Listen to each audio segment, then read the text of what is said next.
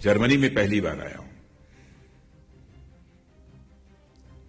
वैसे अमेरिका में 7-8 बार गया हूं, लेकिन जर्मनी में पहली बार आया हूं। और ट्रंप साहब जब से प्रेसिडेंट बने हैं तब से 2 बार 2 बार में गया। अब आप लोग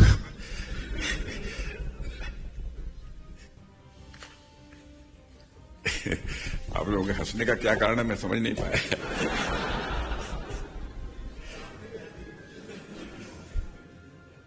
नहीं, मैं तो आप लोगों को देखकर ही मुस्कुरा रहा हूं।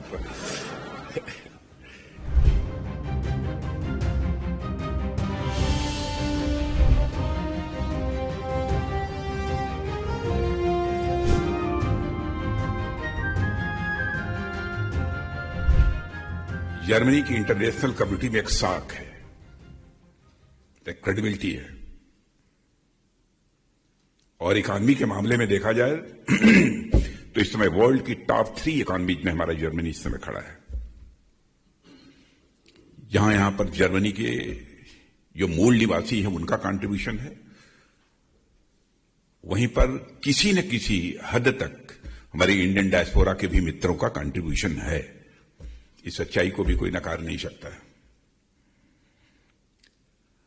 और जब मैं यहां आया था तो स्वाभाविक रूप से मेरी इच्छा हुई कि एक बार आप लोगों के साथ भी हमारा मिलना जुलना हो। वैसे तो आज वर्किंग डे है, मुझे बतलाया गया, और वर्किंग डे होने के बावजूद भी आप इतनी बड़ी संख्या में आए हैं, इसलिए मैं एक बार मुझे शिष्टाचार के नाते धन्यवाद तो आप लोगों को देना ही चाहिए।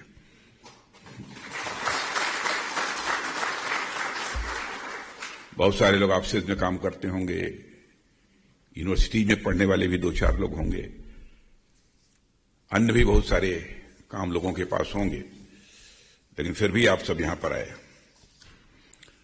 और मित्रों, आप सबको मैं जैसा मैंने बतलाया कि ये जर्मनी की हमारी ये पहली ऑफिशियल विजिट है, और यहां पर मैं आया हूं कि यहां के डिफेंस मिनिस्टर के इन्विटेशन पर मैं यहां आया हूं। इन लोगों ने बहुत कुछ लिख कर दिया है, लेकिन मैं सब बोलूंगा नहीं वो।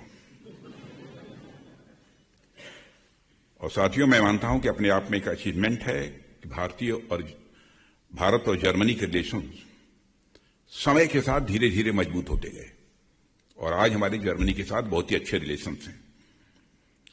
और 2026 का ये ईयर मैं मानता हूं हमारे लिए खास है, क्योंकि इस साल जो हमारे जर्मनी के साथ फॉर्मल डिप्लोमेटिक रिलेशंस हैं उसके 75 ईयर्स पूरे हो रहे हैं।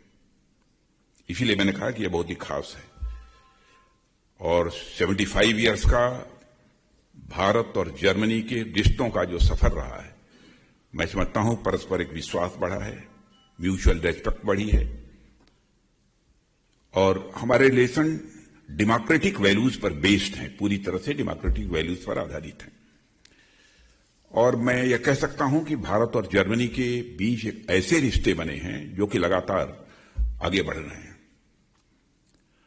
और इंडिया और जर्मनी केवल पॉलिटिकल और स्ट्रेटेजिक रिलेशन से शेयर नहीं करते हैं, बल्कि अपने आर्ट एंड कल्चर को भी बड़े उत्साह के साथ शेयर करते हैं। आज मुझे हम्बोल्ट यूनिवर्सिटी विजिट करने का अवसर मिला, और पूज्य टैगोर साहब, गुरुदेव उनको कहकर सम्मान के साथ सारा देश पुकारता है, रविन्द्रनाथ जी टैगोर, उनकी प्रतिमा पर भी जाकर, उनकी जो लाइब्रेरी है वहां पर, तो उनकी प्रतिमा पर भी जाकर पुष्पांजलि अर्पित करने का यह अवसर प्राप्त हुआ। और उनकी स्पीचेस का एक पार्ट 2 पैरे का, वह भी मैं सुना, और मुझे उसमें कुछ 1-2 बातें सुनकर जो है बेहद प्रसन्नता हुई, और उस पर मैंने वहां कमेंट भी किया था, लेकिन उसकी चर्चा यहां नहीं करूंगा क्योंकि विषय बहुत लंबा होगा।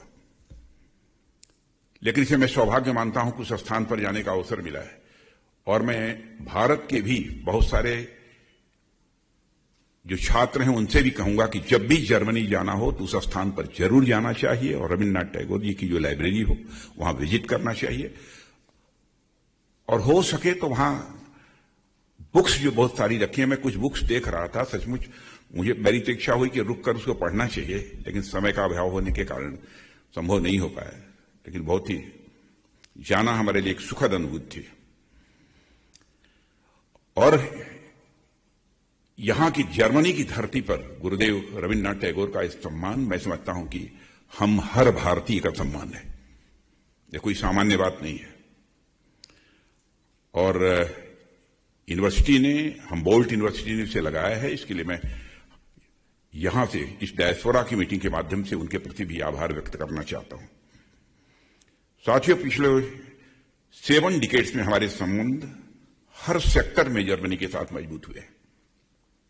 आज जर्मनी यूरोप में भारत का सबसे बड़ा व्यापारिक साझेदार बन गया है, ट्रेड पार्टनर। और भारत में आज 2000 से अधिक जर्मन कंपनियां एक्टिव हैं, जो ऑटोमोबाइल, इंजीनियरिंग और केमिकल, फाइनेंस और टेक्नोलॉजी जैसे क्षेत्रों में अपना मेजर कंट्रीब्यूशन दे रही हैं। जर्मन की प्रमुख कंपनियां आज भारत की इंडस्ट्रियल डेवलपमेंट और मेक इन इंडिया को भी मोमेंटम दे रही हैं। दूसरी ओर कई भारतीय कंपनियां भी जर्मनी में मजबूत अपनी उपस्थिति बना रही हैं। हमारी इंडियन कंपनी जर्मनी में डिजिटल ट्रांसफॉर्मेशन, इनोवेशन और एम्प्लॉयमेंट क्रिएशन में भी कंट्रीब्यूट कर रही हैं। साथियों, जर्मनी और भारत के बीच पॉलिटिकल और डिप्लोमेटिक रिलेशंस की डोर भले ही वह गवर्नमेंट के हाथ में हो, बराबर यह गवर्नमेंट के हाथ में ही रहती है, लेकिन मैं मानता हूं किसी भी 2 देशों के जो बीच रिश्ते होते हैं, असली मजबूती और नींव यदि इसकी होती है तो पीपुल टू पीपुल एक्सचेंजेस से ही तय होती है। और इस ब्रिज को बनाने में आप सबकी भूमिका मैं समझता हूं बहुत ही महत्वपूर्ण है। और महत्वपूर्ण ही नहीं है, बल्कि मैं मानता हूं कि इन डिप्लोमेटिक रिश्तों को छोड़ दीजिए, पीपुल टू पीपुल एक्सचेंजेस को मजबूत बनाने में आपकी भूमिका महत्वपूर्ण ही नहीं है, बल्कि मैं इसे डिसाइसिव भी मानता हूं, बहुत ही निर्णायक भी है। और मैं मानता हूं आप ही वह फाउंडेशन है जो भारत और जर्मनी की दोस्ती का शानदार महल खड़ा करते हैं। और यह देखकर मुझे बहुत खुशी होती है कि जर्मनी में इंडियंस की संख्या लगातार बढ़ रही है। जैसा कि बतलाया हमको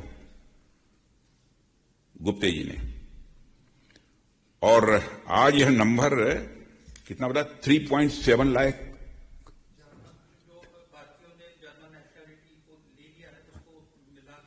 4.25 लाख के लगभग 3.7 लाख।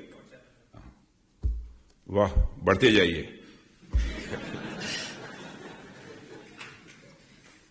और मैं समझता हूं आपके अचीवमेंट्स और आपके कंट्रीब्यूशन ने जर्मनी के डेवलपमेंट में काफी हद तक अपना रोल प्ले किया है। अब उसको मैं बहुत इंपॉर्टेंट नहीं कहना चाहता, लेकिन आपका भी एक रोल है, इस ग्राउंड रियलिटी को कोई नकार नहीं सकता। आप सब भारत और जर्मनी के बीच मैं समझता हूं कि बहुत ही एक मजबूत ब्रिज हैं। लेकिन साथियों, आया हूं, आयु में भी आप सबसे बड़ा हूं, लेकिन एक बात मैं आपसे कहकर जाना चाहता हूं, किसी भी सूरत में अपने बिजनेस को जमाने के लिए, पैसा कमाने के लिए अपनी क्रेडिबिलिटी पर क्वेश्चन मार्क मत लगने देना।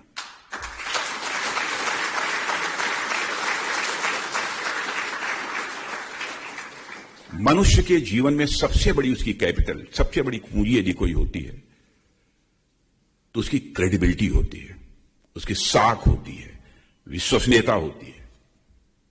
बहुत बड़ा ज्ञानी होगा कोई, लेकिन उसकी क्रेडिबिलिटी नहीं है, उसका कैरेक्टर नहीं है, उसके ज्ञान का कोई मतलब नहीं है। लोगों को यह समझ में आना चाहिए कि भारत का आदमी है, यह क्रेडिबल है, विश्वसनीय है, इसको किसी भी काम में लगाया जा सकता है। काम कम करेगा, लेकिन कम से कम इधर उधर की जो करप्शन की एक्टिविटीज हैं इनमें इंडल्ज नहीं होगा। इससे भारत की प्रतिष्ठा बढ़ेगी। आप इससे केवल आप अपनी प्रतिष्ठा नहीं बढ़ा रहे हैं, बल्कि आप भारत की प्रतिष्ठा को बढ़ा रहे हैं।